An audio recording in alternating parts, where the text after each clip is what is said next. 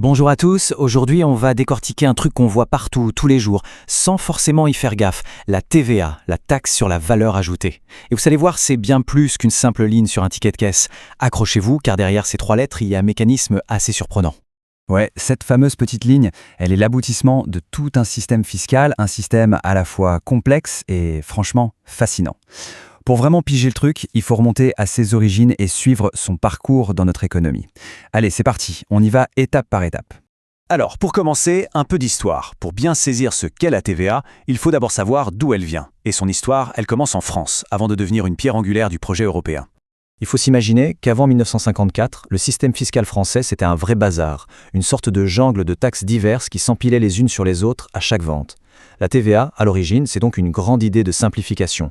On met tout ce fouillis de côté et on le remplace par une taxe unique sur la consommation. Simple et efficace. Et cette chronologie, elle est super intéressante. On part d'une invention bien de chez nous, en 1954, et petit à petit, elle devient un outil carrément essentiel pour le marché unique européen.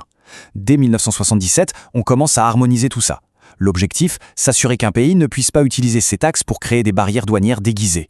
C'est une garantie de concurrence loyale qui rend la circulation des biens et des services beaucoup plus simple entre les États membres. Bon, maintenant qu'on a le contexte, passons au cœur du réacteur. Pour vraiment comprendre le mécanisme de la TVA, rien de mieux qu'un exemple concret. On va suivre le parcours d'une simple baguette, du champ de blé jusqu'au consommateur. Voici nos 3 protagonistes. À chaque étape de cette chaîne, on va rajouter de la valeur au produit.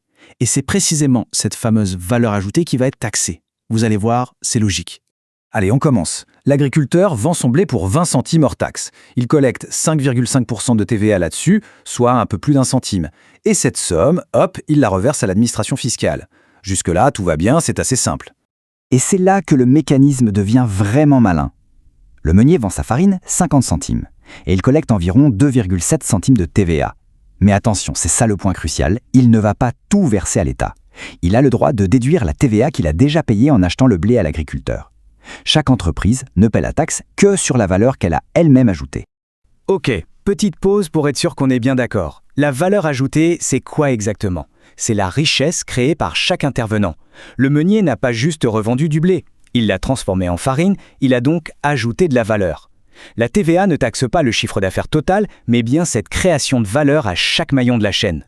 On termine notre périple avec le boulanger. Il vend la baguette 1,20 € et collecte 6,6 centimes de TVA. Et comme le meunier, il déduit la TVA qu'il a payée sur la farine. Au final, il ne verse à l'État que la taxe qui correspond à sa propre valeur ajoutée, la transformation de la farine en une bonne baguette. Et voilà, la boucle est bouclée. Chaque entreprise a collecté un peu de TVA et a déduit ce qu'elle avait payé avant. Mais au bout du compte, qui paye l'addition? Eh bien, c'est le consommateur final. Le prix de la baguette inclut la somme de toutes les TVA versées à chaque étape. Les entreprises, elles, n'ont fait que jouer le rôle d'intermédiaire, de collecteur pour le fisc.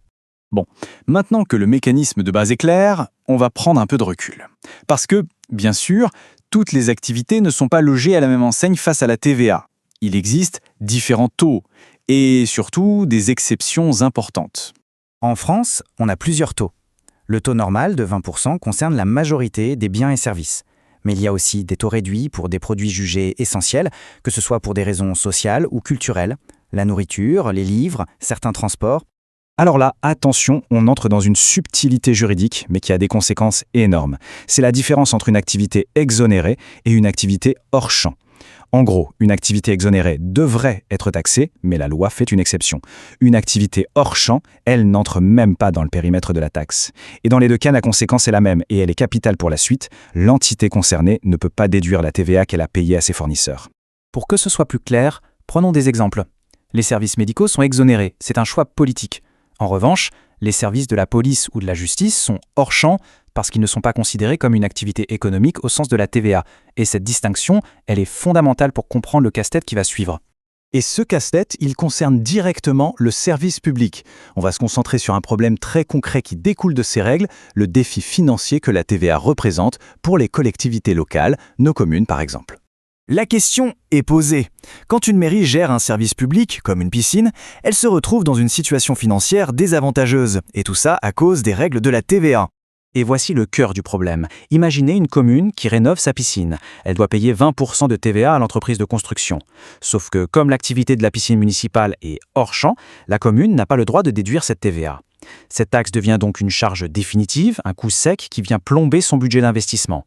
Cette citation résume parfaitement l'impact réel de la situation. Pour les collectivités, qui sont les premiers investisseurs publics en France, ce coût supplémentaire peut freiner, voire empêcher, la réalisation de projets d'équipement qui sont pourtant nécessaires pour tout le monde.